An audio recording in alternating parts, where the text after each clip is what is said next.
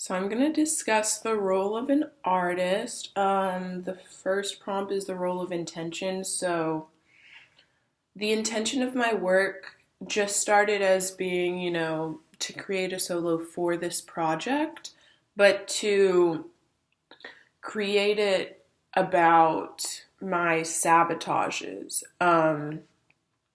And what happened with my sabotages was I had to take a lot of time to kind of delve into it outside of class and really think about it and write about it. And so while the intention of my work started as just this prompt, this idea, what I really wanted to do is I wanted to push myself and form a dance that wasn't just aesthetically, oh, something's happening on stage that has to do with some shortcomings in her life. I wanted it to really embody my sabotages because I know for me, one of the challenges when I'm dancing is the idea of not trying to look graceful or not trying to look the conventional idea of dance and performance. So that's how it started. And then over time, through like different creative methods, it became kind of this exploration of how can I turn my sabotages and the way I'm feeling into a performance, into art. And it was that part kind of was really challenging because when we think about like certain things that sabotage us, a lot of times as dance majors, we don't think, oh, how can I make this dance? Because dance is kind of the escape from those sabotages. So it really became kind of a self-exploration for me. And it was really, really positive to think about those concepts and think about how to transform those into dance. I would say that dance took over once I finished writing everything down and kind of mapping out different strategies to go about it, and once I felt ready to create movement, I would say that dance took over, and of course, like a certain performance quality came out of it. But I really tried to focus less on technique and showmanship and more about giving a raw and honest and genuine performance. And the choices in my movement were supposed to feel really weighted and grounded, while at the same time kind of pensive. So for me, I know I struggle with not creating lines that are beautiful or conventional. So I really pushed myself to, make unconventional movement fit into my vocabulary and my body. So that kind of influenced my movement. I drew on a lot of different types of movement. I drew on my contemporary background. I drew on some street styles. I drew on just a more performance and emotive quality to create my movement. And how can I physically embody those sabotages in the most accurate way possible while still dancing? So at the beginning, I remember there's a weighty part where I'm dragging my leg and it's like something's holding me back and something's physically holding onto my ankle and won't let go. And so I was like, in my mind during that part, I was like, okay, so for this, I want it to look like something's holding on to me. I don't want it to look like I'm dancing necessarily. And yeah. And the side of this theater really, for me, it expanded my movement because I have this prescribed space in which I can create and move and choreograph. And it allowed for me to see the place in which I was performing and, um, going through with the task. The only thing is that within that space, because there were so many people, I found it sometimes difficult to really zone in and make my movement pure and genuine, because I would be focused on if I'm going to run into someone or what other people were perceiving. But it challenged me to find a way to get into that solo place, to get into that independent space, even when I'm around people, and not worry about their perception of my movement. And working with a collaborator made me pull back the reins on what I vision, like what my vision of the lighting and everything um, looked like. And for me, I like being in control. So really just like trying to be as hands off as possible while still giving my input um, was a growing experience for sure. And then developing the work, the way I did that was I opened up my journal and I wrote down what are my sabotages. And then I wrote down the things underneath the sabotages that are subsets that might add to this.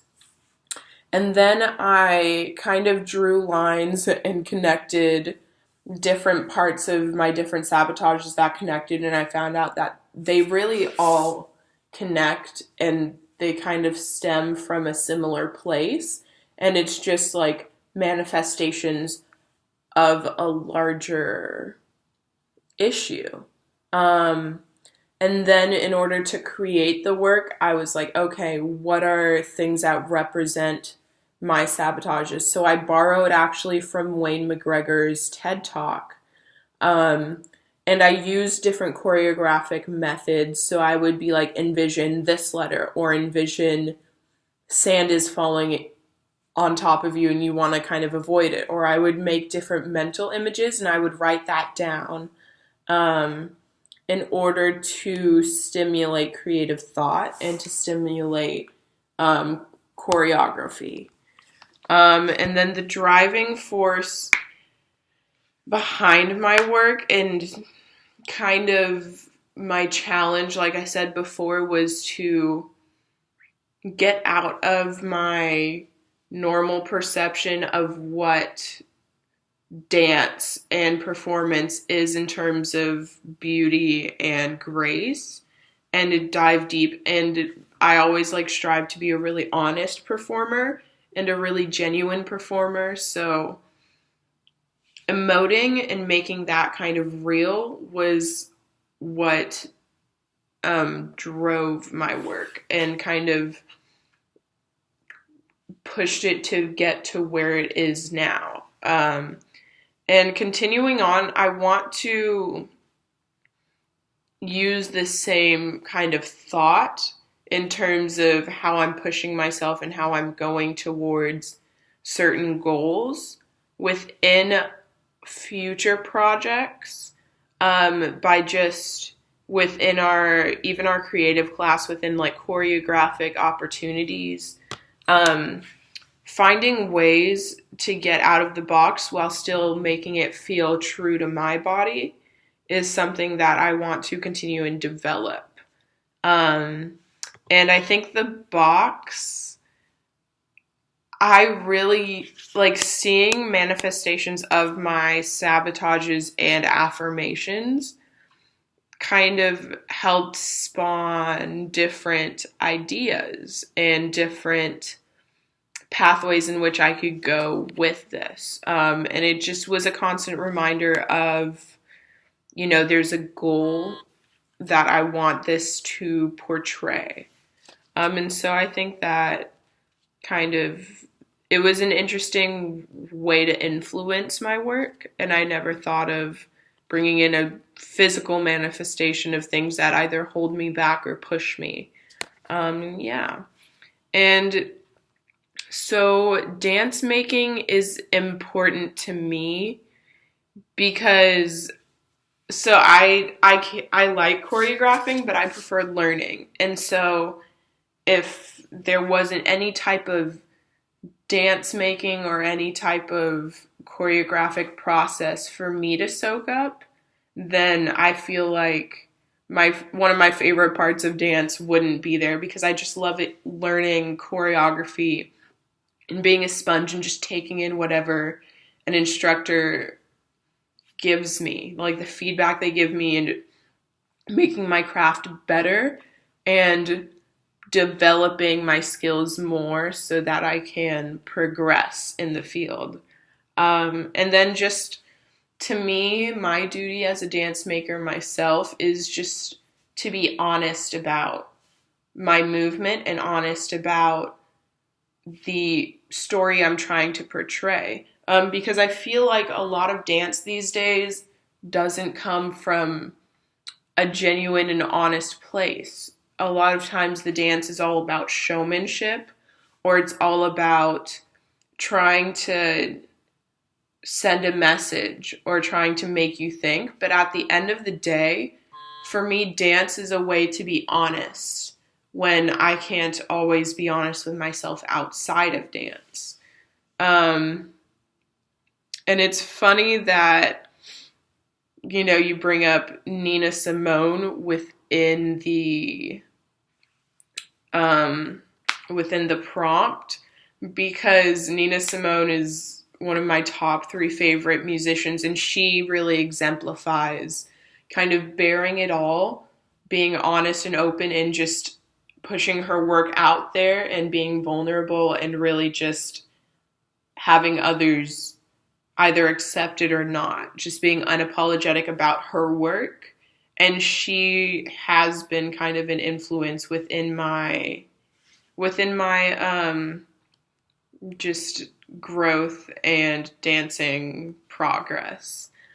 And then the role of the viewer, I'd say when I watch work from the stage, a lot of times it's made out to be inaccessible, in terms of for example, Alvin Ailey a lot of times seems unacceptable for people who aren't Black or Asian because it is a predominantly minority-based group, and their work focuses on a lot of issues that touch more on Black people and other minorities. They even did a piece on apartheid in South Africa where it was very much focused on the struggle of the Black woman, the Black man within apartheid. And so sometimes I think that makes it seem almost inaccessible for other people because, to dance those pieces and to be honest and to give forth your emotion and to give forth your experience, you need to have had experienced something along those lines or have that background to be able to perform it with truth and with sincerity. So I think sometimes when I watch work on the stage, I see just an inaccessibility within the story for other people.